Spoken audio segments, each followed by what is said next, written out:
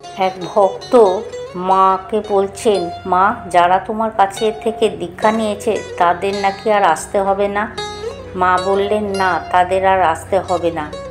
তোমরা সর্বদা যেন তোমাদের পেছনে একজন রয়েছেন। ভক্তটি বলছে, মা, তোমায় পেয়েছি, এই আমাদের ভরসা।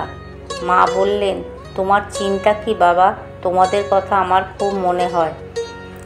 আর একবার গোয়ালপাড়া মঠে সীমায়ের সহিত কথা প্রসঙ্গে মাকে বলেছিলাম, মা, সাধন ভজন কিছু হয়ে উঠছে না।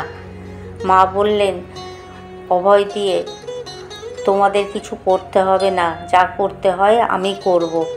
বিস্মিত হয়ে বললাম, আমায় কিছু করতে হবে না? মা বললেন, না। ভক্তটি বললেন, তবে এখন হতে আমার ভবিষ্যৎ উন্নতি আমার নিজ কৃতকর্মের উপর নির্ভর করে না? মা বললেন, না, তুমি কি করবে, যা করতে হয় আমি করব। সীমায়ের এই অহেতুক কৃপায় আমি নির্বাক হলাম। পুনরায় কথা প্রসঙ্গে মায়ের পায়ের ব্যথার কথা উঠল।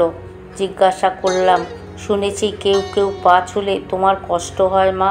মা বললেন, হ্যাঁ বাবা, কেউ কেউ ছুলে শরীরটা যেন শীতল হয়ে যায়। আবার এক একজন আছে ছুলে মনে হয় যেন বলতা কামড় দিল। কাউকে কিছু বলিনি, মনে মনে ভাবছি, তবে আমরাও কি ওই শ্রেণীর? অন্তর্যামিনী মা বলে উঠলেন, না বাবা, তোমরা নও।